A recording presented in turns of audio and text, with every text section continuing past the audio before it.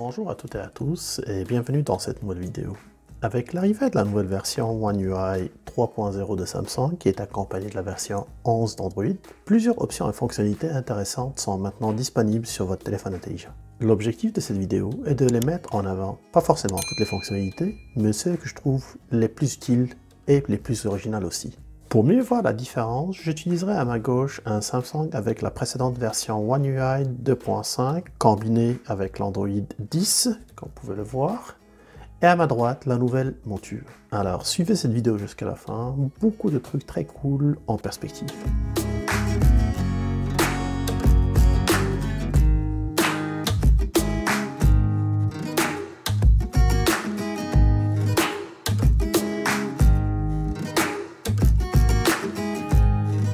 Alors commençons notre tour d'horizon par la première chose qu'on peut constater facilement, à savoir le panneau de notification.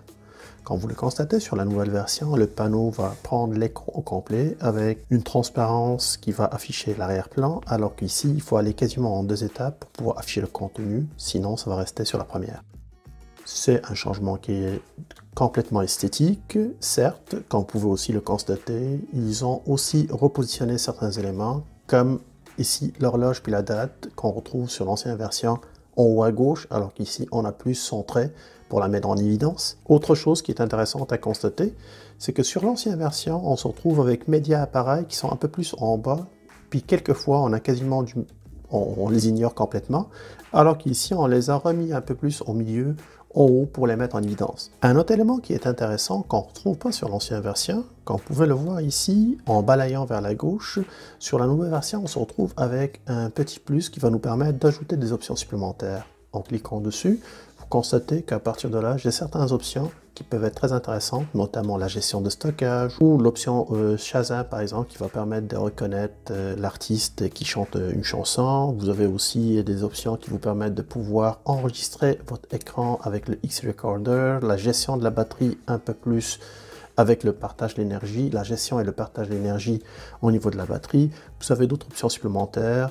Et à ce moment-ci, vous pouvez choisir tout simplement celle qui vous convient pour pouvoir l'ajouter à votre panneau de notification et le panneau de paramétrage. Donc ça, c'est une option intéressante qui a été ajoutée qu'on ne retrouve pas sur les anciennes versions, le 2.5.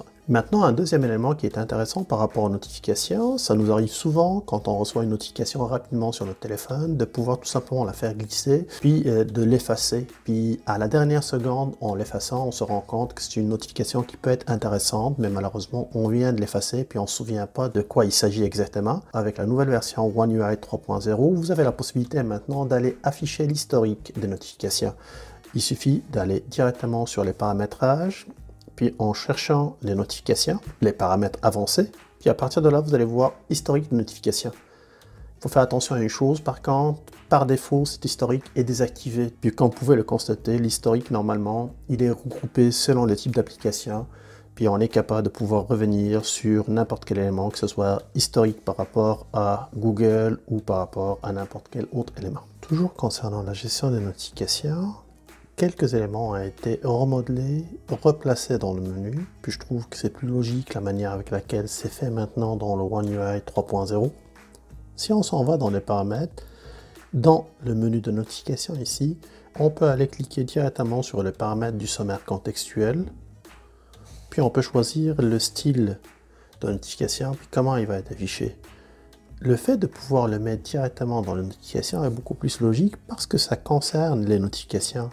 Donc vous avez la possibilité de pouvoir choisir directement à partir d'ici plusieurs choix de notifications possibles dans lesquels le message va être affiché, mais en bref. Puis vous allez avoir des effets, soit des effets de lumière au niveau du contour de votre téléphone ou des effets qui vont apparaître pour vous attirer votre attention. Pour attirer tout simplement votre attention sur un événement, une notification qui vient d'arriver. D'ailleurs, en parlant des types de notifications que vous allez recevoir, vous avez le choix entre deux types de notifications. La notification qui est sommaire, qui est choisie par défaut et qui va vous permettre d'avoir accès aux effets de lumière. Et vous avez aussi la possibilité de pouvoir aller choisir la notification détaillée. Dans cette notification-là, vous allez recevoir un message ou une notification qui est beaucoup plus détaillée du contenu du message. Sauf qu'avec cette option-là, vous n'avez pas la possibilité de pouvoir aller jouer sur les couleurs et les choix des effets.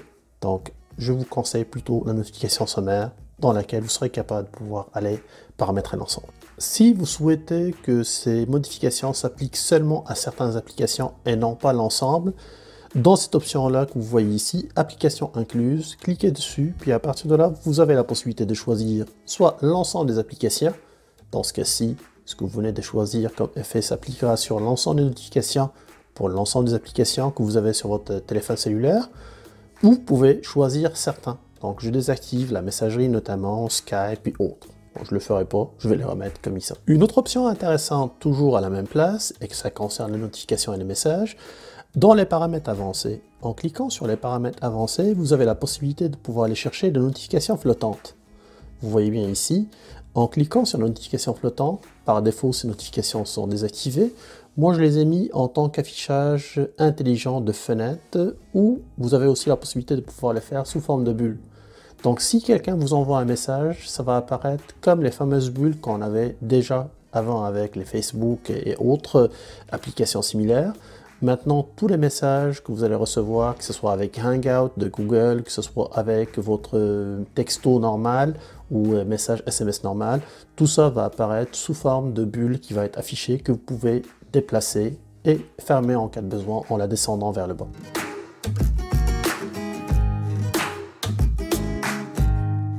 On continue toujours avec les changements qui sont plus d'ordre esthétique. Quand on veut ajouter ou réduire le volume sur l'ancienne version, bien sûr on utilise tout le temps les boutons, puis vous voyez vous avez accès à une barre qui va être affichée en haut, et en cliquant sur la petite flèche, vous allez avoir accès à une deuxième barre qui va vous permettre de pouvoir augmenter le volume, que ce soit pour les médias, que ce soit pour Bixby ou que ce soit pour l'ensemble des éléments à l'intérieur de votre téléphone cellulaire. On a encore la même chose sur la nouvelle version, sauf que esthétiquement ça a changé. On n'a plus maintenant la barre qui va s'afficher ici en haut, on a plus une barre qui est plus translucide, transparente, comme vous pouvez le voir, qui va être affichée. Et avec les trois petits points, comme vous voyez ici, en cliquant dessus, vous avez la possibilité de pouvoir augmenter ou réduire le volume de la sonnerie, des médias, des notifications, ainsi que l'ensemble des réglages que vous allez avoir ici. Je trouve que cette option-là, c'est plus d'ordre esthétique, mais elle est fort appréciée par rapport à l'ancienne version qui était un peu plus plate. Par contre, une option que je trouve très intéressante que Samsung a ajoutée dans cette version One UI 3.0, c'est la possibilité, à partir des applications, de pouvoir tout simplement paramétrer des widgets. Ici, vous voyez, j'ai certaines applications ici, comme le Samsung Music, l'actualité, le Samsung Health, puis le calendrier. Je suis capable tout simplement de maintenir mon doigt directement sur l'application. Et vous voyez, cette option-là, maintenant, c'est une nouvelle option qui vient d'être ajoutée. Donc, je peux directement cliquer sur Widget, puis automatiquement, j'aurai accès à 3 ou 4, 5, ça dépendra du nombre. Quelquefois, c'est juste une option possible. Puis là, je pourrais tout simplement aller choisir l'option qui m'intéresse, puis cliquer sur le bouton Ajouter pour pouvoir la mettre directement à la première place qui va être disponible sur mon téléphone. Sur l'ancienne version, ce n'était pas une option qui était faisable, puis on ne pouvait pas appliquer un widget directement à partir des applications. Je trouve que c'est une option qui est très cool, très rapide, puis aussi très pratique.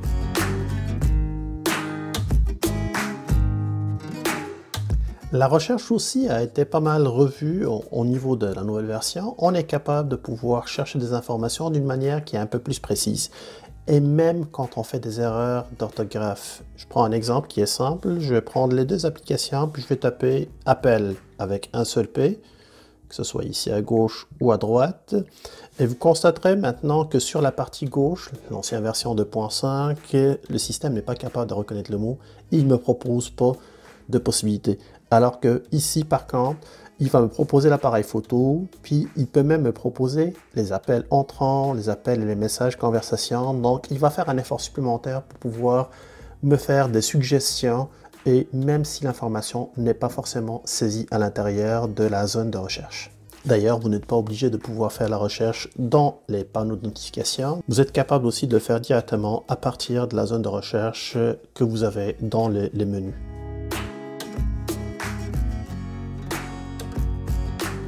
Une autre bonne nouvelle, maintenant vous êtes capable de pouvoir verrouiller votre écran directement en tapotant 2 fois sur l'écran, comme je le fais actuellement.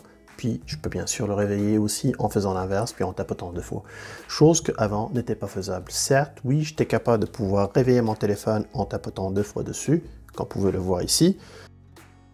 Et vous pouvez voir que cette option-là, elle est facile à retrouver. Il suffit d'aller directement chercher les options avancées ou les fonctions avancées. puis on va aller chercher mouvement et geste. Puis ici, vous allez voir qu'il y a l'option qui s'appelle double appui pour éteindre l'écran. Si je regarde sur l'ancienne version par contre, la même place, fonction avancée, puis on va aller chercher les mouvements et gestes un peu plus bas. Vous constaterez que cette option-là n'existe pas dans l'ancienne version. Vous avez la possibilité de pouvoir activer votre écran avec le double en tapotant l'écran 2 fois, mais vous n'avez pas la possibilité de pouvoir le mettre en veille de cette manière-là. C'est une option qui peut être très intéressante, alors qu'avant on était obligé de pouvoir cliquer sur le bouton de mise sous tension pour pouvoir éteindre son écran en cas de besoin. Je trouve que c'est une option qui va être utile. D'ailleurs, en allant sur l'écran d'accueil, puis en verrouillant l'écran avec le bouton de mise sous tension, puis en tapotant 2 fois, vous allez constater que sur l'ancienne version et sur l'horloge, si je clique dessus, l'horloge va être juste affichée au milieu. Maintenant, avec la nouvelle version, vous allez avoir une option supplémentaire. En faisant un double clic, vous réveillez votre écran, puis là, en tapotant une seule fois l'horloge, vous voyez que maintenant ici, j'ai un certain nombre de notifications que je peux voir. D'ailleurs, un peu plus bas, vous voyez que j'ai la possibilité de cliquer sur les paramètres qui va me permettre de pouvoir choisir tous les éléments qui vont être affichés sur l'écran de verrouillage. Donc ce sont tous les widgets possibles. Vous voyez que pour l'instant, j'en ai quelques-uns qui sont à activer, notamment la prochaine alarme, puis les routines Bixby. Je peux en choisir la musique par exemple, puis la météo.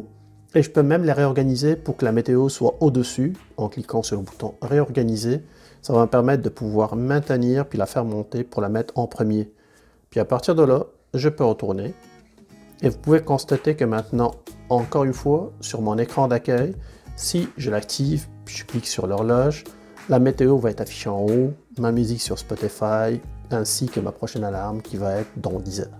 Sur le même écran de veille, j'ai la possibilité de pouvoir ajouter des images dynamiques. Il suffit de balayer vers la gauche. Et comme vous le constatez, c'est une option qui existait déjà dans l'ancienne version, le 2.5.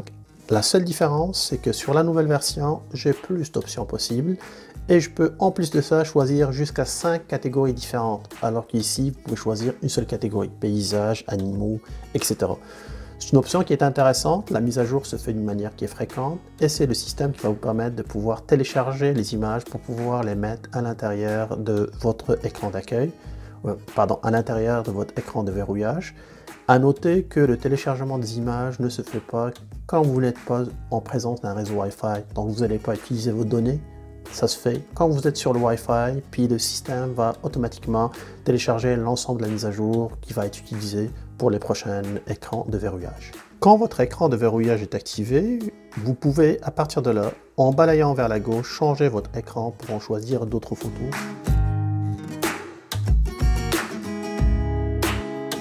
Concernant les appels, vous allez constater qu'il y a une option supplémentaire qui a été ajoutée encore une fois, puis je trouve que c'est une option vraiment intéressante. Si on clique sur les 3 points, puis on va aller chercher les paramètres dans les 2 versions, vous allez constater que dans la nouvelle version, il y a une nouvelle option qui a été ajoutée, à savoir plan d'appel.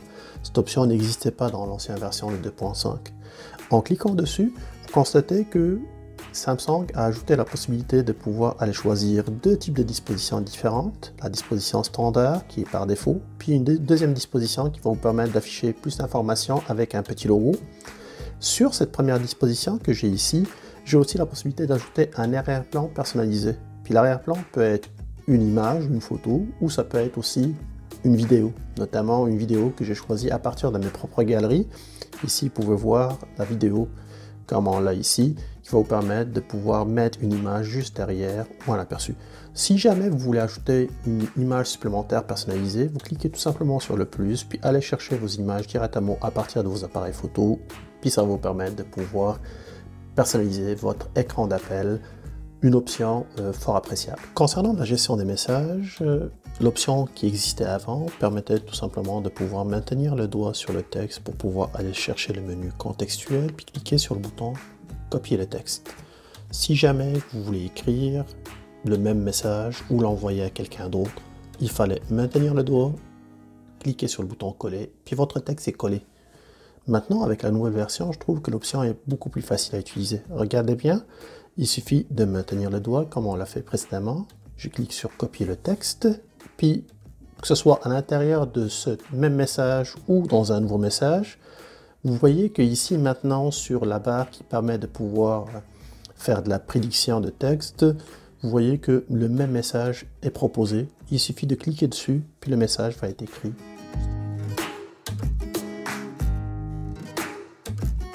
Côté caméra, des améliorations ont été faites aussi.